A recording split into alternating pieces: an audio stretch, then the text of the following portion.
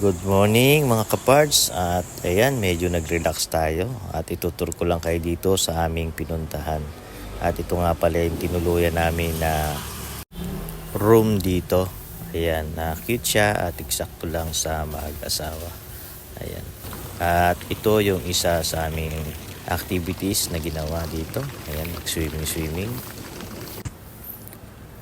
At ayan, ito namang part na to ay sa Cliffside Villas at napakaganda ng lugar na to. At itong side na to nga pala, ang swimming pool na yan ay infinity pool. At itong part na to din ang mayroong diving board. Kung gusto nyo, mahilig kayong diving ng matataas at tumalon, ayan, perfect.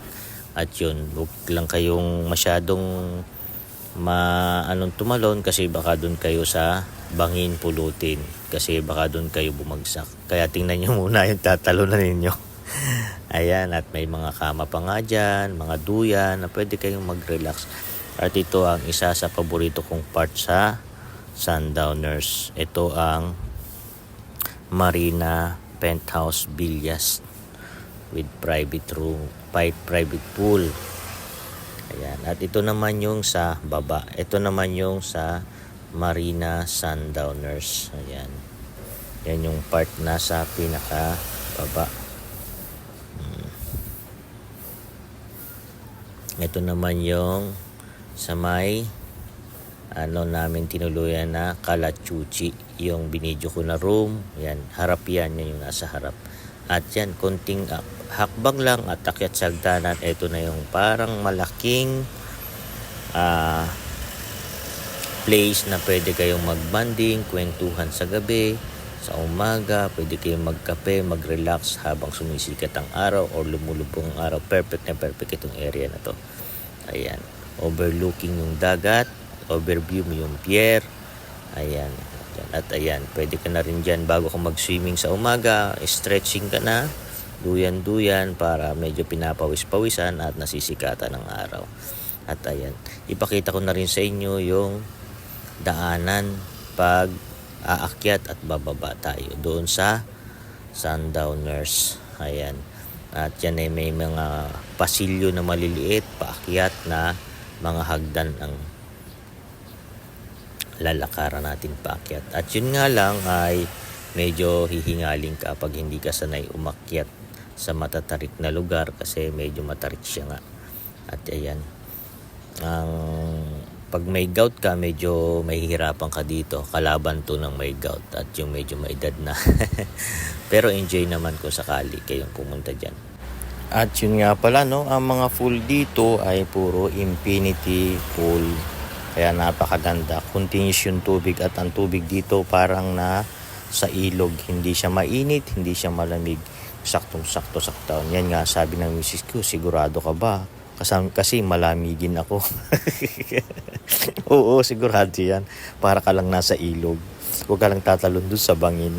Kasi sigurado, magaganap na yung pinapangarap mong ilog sa bangin. At ayan, hello, good morning. Ayan, nagkita nga kami nila Maki dito sa level na to at nagbe-breakfast na kami. Nilibre kami ng breakfast, no? Thank you. Siya nga pala yung sponsor ko sa aking bag at camera. Sulit. At ayan, kumain na kami. Kain tayo.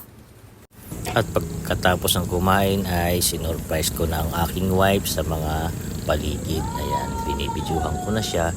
At yung alam niyo yung naririnig niyo na maingay, yan yung maririnig nyo sa buong Villas ng Sundowners. Yan yung ingay na yan. So talagang nakaka-amaze siya. Sa nature na nature. Kung mahilig kayo sa nature, ay ito perfect para sa inyo. Ayan. At naglakad-lakad na yung wife ko.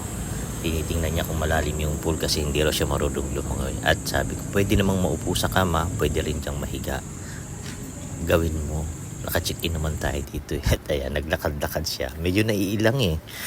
Ayan, at ayan, nakakatuwa, no? Minsan, isang araw, sinurprise mo yung wife mo at natutuwa ka sa mga reaksyon niya, na-amaze siya at siguro nadagdagan ulit ng matinding pagmamahal ito sa akin. Ayan, umupo pa. Wow naman. Feel rich ha, rich girl ha. Feeling mayaman. Ayan, ayan. Nakakatuwa naman. Minsan, pwede raw bang mag-swim? Pwede. Ang hindi pwede yun. Yung tumalon dyan sa bangin, bawal yan. Ayan, at sinimulan ko na nga tumalon kasi hindi siya makapaniwalang pwedeng mag-swimming. Sabi ko, pwedeng mag-swimming dyan. Tubig yan eh. Ayan.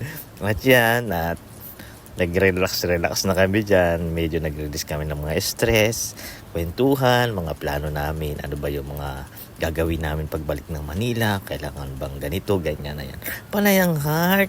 Anak na talagang iba talaga. Lagi ko nang iso-surprise ito kasi parang panayang heart eh. Ayan bibigay pa lang isa. Wow naman. Papakitahan pa ako ng isa niya. Tamo. Heart na naman. Pag-ibig talaga. Ayan ang nagagawa ng surprise. Bibigyan pa ako ng isang malupit. Wow! Ay, panalo. Ayan. Dahil sa ginawa mo, ayan, malilimit tayo sa mga outing na yan. Ayan, sana pasaya ko kayo mga pards, no? Ayan ang pinakamasaya sa buhay ng mag-asawa, yung lagi kayong sweet, biruan. Ayan nga pala, tinesting ko na rin yung camera ko kung talagang ito ba epektibo kasi papalitan daw niya ng bago pag pinasok ng tubig yung camera at yan, tumalo na nga ako. Ayan. Pinipilit ko siyang pasukin ng tubig kasi papalitan nga daw niya para maging dalawa yung camera. Kaya lang talagang hindi siya pinapasok ng tubig at talagang quality itong camera na to. Ito nga pala ay GoPro 11. So thank you sa sponsor. At ayan ang mga naganap dito sa Sundowners sa aming vacation. At enjoy na enjoy, sulit na sulit talaga. At yan nga palang Sundowners ay para sa lahat. Family, barkada, honeymoon, kasal, pwede sila. At napakaganda ng lugar niya, napakatahimik, peaceful, at talagang marelax kayo dyan. Napakipollow na lang din ako sa YouTube channel ko, no? Ayan. At sana itong video na to ay nagustuhan ninyo. At konting tips lang, hindi naman sabay sa ating mga kaparts dyan na may asawa, no? Baka pwede paminsan-minsan i-surprise natin ang ating mga asawa at para tayo ay makapag-release ng ating mga stress sa katawan, sa ating mga problema at yun, lalong mabuo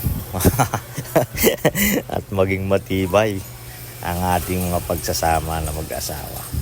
Kasi iba rin talaga yung lumalabas kayo at nagre-relax.